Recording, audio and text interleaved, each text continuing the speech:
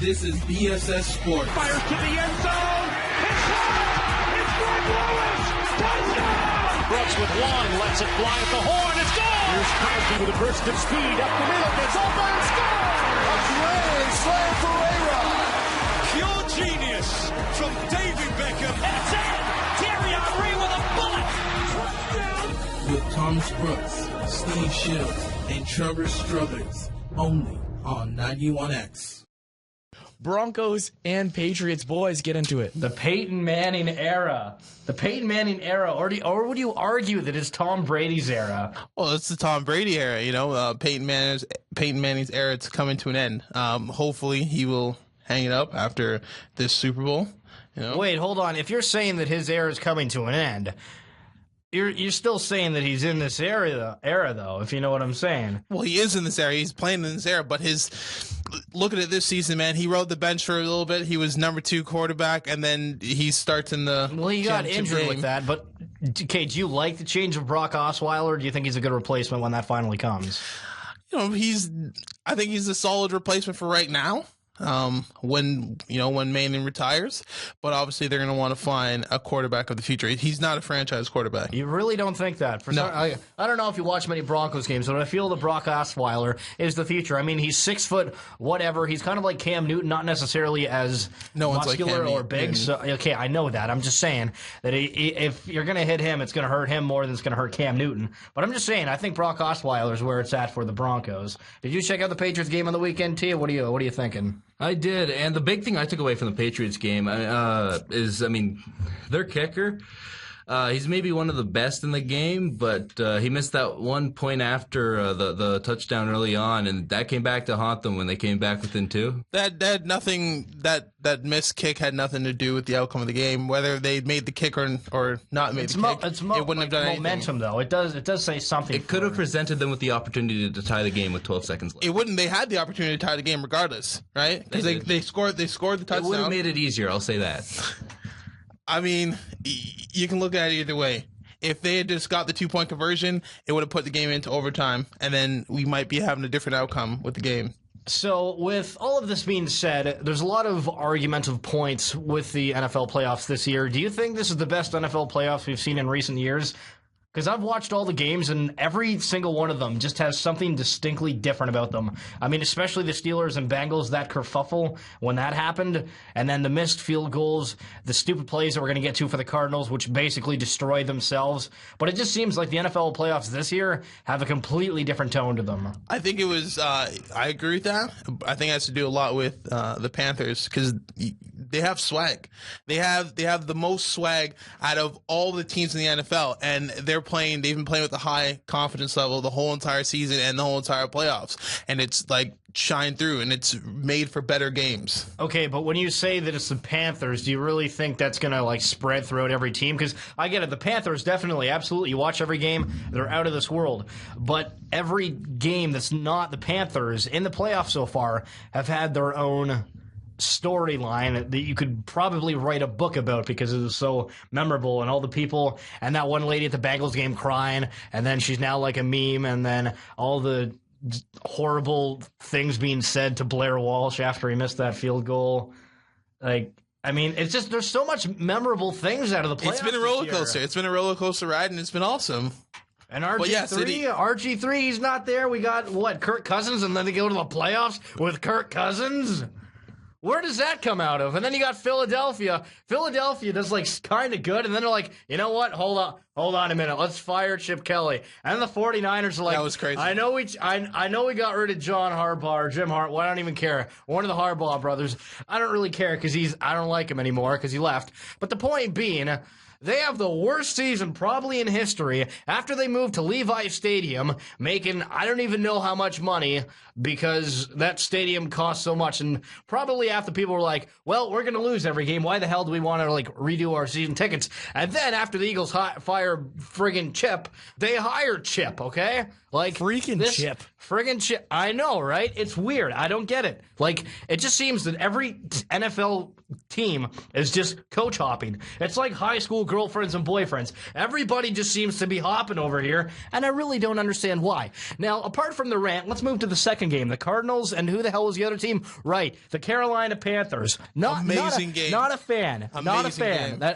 Not a fan. Why aren't you a fan? It was entertaining. Dapping all over the place, bro. Dabbing all over the place. See, I don't know. Like, I want to be one of those people, or like, I'm kind of in the wagon of like, you know, he's kind of being disrespectful at certain points when he overdoes certain things. Like when he had the Seahawks flag and he like took that and then threw it on the ground. I don't really know exactly what happened in that scenario, but like a fan gave him a flag and then he was just like stomping all over it or throwing it on the ground. I thought that was kind of stupid. Like I get the celebrations, that's cool, but there's certain things that it seems like it's going too far. But I know giving the balls to the kids and whatnot, that's really cool. Going too far? Come on, man. It's not going too far. In football, the only thing you can go too far with is if you run full tilt and knock a guy's head off and put him breaking in a bones. coma or something. You remember when we had T.O., he went to Dallas and then he scored the touchdown, he ran to the middle of the Dallas star? That's amazing. It makes for great TV, makes for great ratings and great entertainment. The fans love that type of shit. It's drama, man. It's like a TV series. Okay, you're right, but remember the Bengals? Remember how that all went? They got the interception, then the other dude knocks out, the other dude gets suspended, and they go running to the locker room like before because they thought they won the game, and then they end up losing it. Like, I feel like it's bad to say, but I hope that happens to Carolina. I hope that happens to Carolina. They're too focused. They're too focused right now, and yeah, I'm calling it right now. The Carolina Panthers are going to be the Super Bowl champions. Is it fair to say that they're definitely the fan favorite? The fan favorite, Carolina. They're everyone's favorite, man, right now.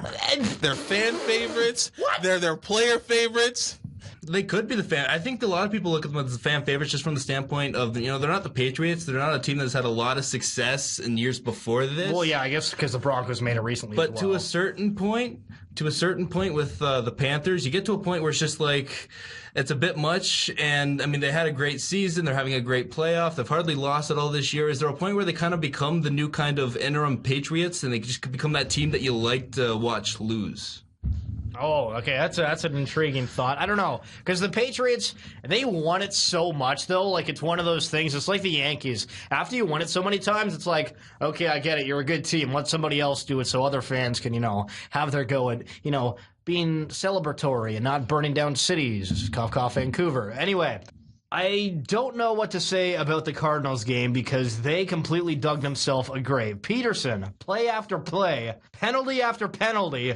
It was a gravedigger. Like, I'm not trying to pull out like a Monster Jam reference here, but it was a gravedigger. It was really, I was really happy with that game because when you watch the Patriots in the Denver game, it went as everyone expected, right? It was not high-flying, fast-paced. It was typical Peyton Manning versus Tom Brady game. You watch the Carolina game, they came out firing at all cylinders. They weren't holding anything back, and they were having a good time while they're out there.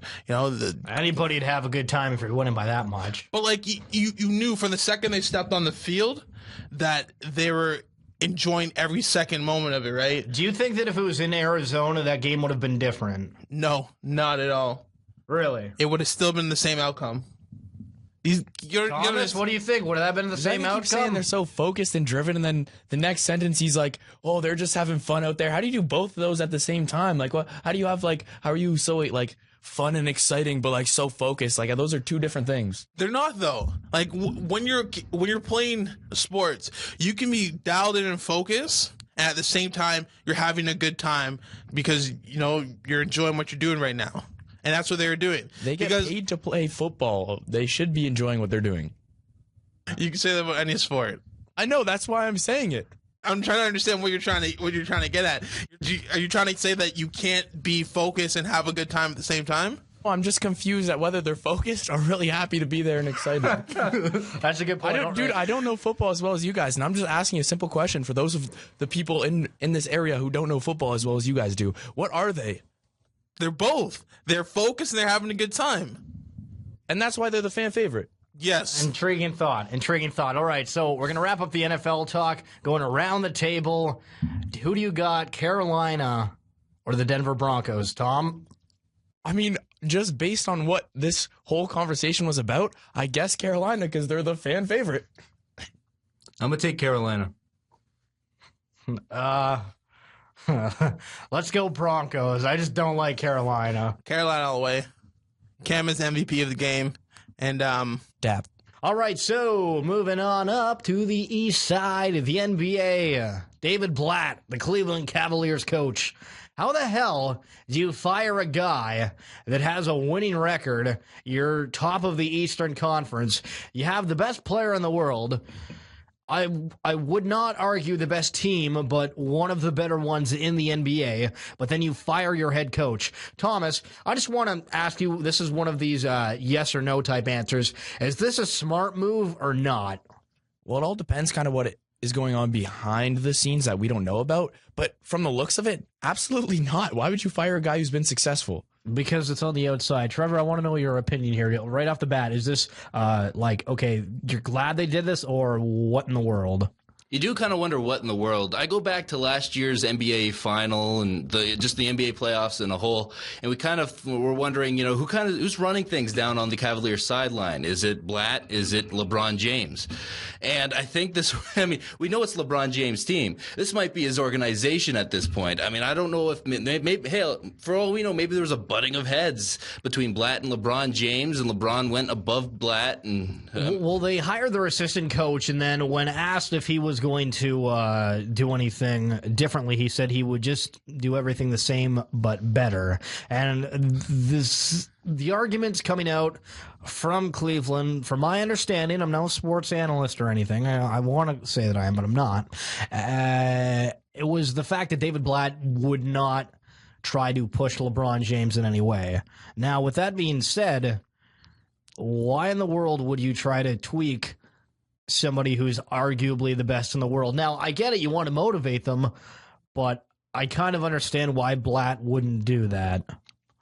Motivate him? Why wouldn't motivate him? I think the guy's just generally motivated. He's an athlete. He's a professional athlete. Well, it was trying to push him and try to get him to do more, but I mean, he's doing a lot. I mean, last year in the finals, it was LeBron James and LeBron James. LeBron James versus everybody, pretty much, versus the world. So it's I understand. Okay, you're up against the Golden State Warriors, and that's never a fun task, at least in this day and age. But it's just weird to think about that they fired the guy because of LeBron James. And all of the talk was, oh, LeBron runs the team. Why don't you just hire LeBron as the coach? But then it's okay, I get it now. If it's literally the coach just kind of wussing out and not willing to say anything to LeBron. I mean, I probably wouldn't if I was the coach. I mean, maybe I would. I don't know how, Well, I'm not sure if this is a good comparison, but it kind of reminds me, and I always seem to bring it back to hockey for some reason, but it reminds me somewhat of the whole trying to coach Alex Ovechkin kind of thing. And now Alex is, he's a great offensive player, but he's not so great defensively. LeBron James is a bit different. He's a better all-around player in his game. And so I don't know if that's a very good comparison, but it's all about trying, coaching stars is difficult. Every star has an ego. I don't care who the star is. Every star comes with an ego. Well, let's just look at the Los Angeles Lakers and Kobe Bryant. Phil Jackson left the Lakers after being very successful there, and basically Kobe Bryant took over the team. Ever since then, the Lakers haven't been a very good team at all. So maybe that's a good point. That's a good point in Cleveland, but just with LeBron. Yes, I definitely see that's a great argument that you made. I feel Kobe and LeBron have a different aspect. LeBron is an outstanding individual player, but the great players make the rest of his team better as well, or her team, right? And with Kobe, it was Kobe. I mean, he dropped 81 on the Raptors or whatever that was, right? You don't hear other people of the Lakers doing anything close to that. I know this was back in the day, but the point being that it's, he's getting all this stuff. But LeBron James, you're seeing the ball shaking around. You could say that any one of the Cleveland Cavaliers are a danger. Now, certain ones aren't as good, but when Kyrie's out and when you had Kevin Love, who's literally not become anything, and that's actually a topic I want to bring up right now because I know we're coming to the end here of BSS Sports. Make sure to like us on Facebook and follow us on Twitter, and we're on YouTube at BSS Productions. Kevin Love, does it go down as one of the worst trades in NBA history? No, because he was good when he came here. He just unfortunately maybe couldn't play with the stars that he was surrounded with.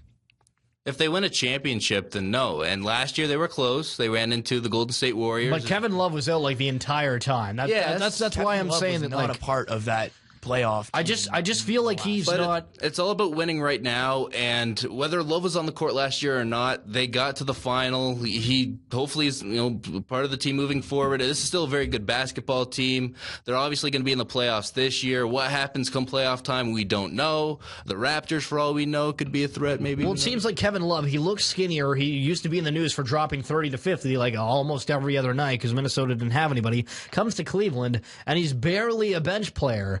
You could say that he was coming in to be like a six man. Well, he's supposed to be like, the big three like Miami. And that didn't work at all. And nothing is working for Kevin Love, and I don't get it. He's still a talented player, I think. He just goes through, every player goes through highs and lows, and maybe this is a low point in his career. Well, should Cleveland trade him? Should Cleveland trade him? Should Cleveland trade him? Maybe if it doesn't work out for him in Cleveland. If he's not producing in Cleveland, then maybe send him elsewhere where he can be a productive player. It depends. Can they get something equal value for him? What they feel is equal value for him right now, and I don't think they can. Yeah, what would be equal value for Kevin Love? Because he's kind of an unpredictable player. If you go off the trade to Cleveland, then a lot. That's what his value would be. But it's diminished since then. Exactly. What teams could possibly use them? Maybe the Orlando Magic, Boston Celtics. They'd have to swap somebody, but maybe. I mean, there's a couple of different scenarios where it could work, but it's most likely not. That's it for this episode of BSS Sports. Once again, like us on Twitter. Follow us on Twitter. Like us on Facebook. Subscribe to us on YouTube at BSS Productions or BSS Sports. It's been a pleasure. Talk to you next Monday, 2:30. Bye.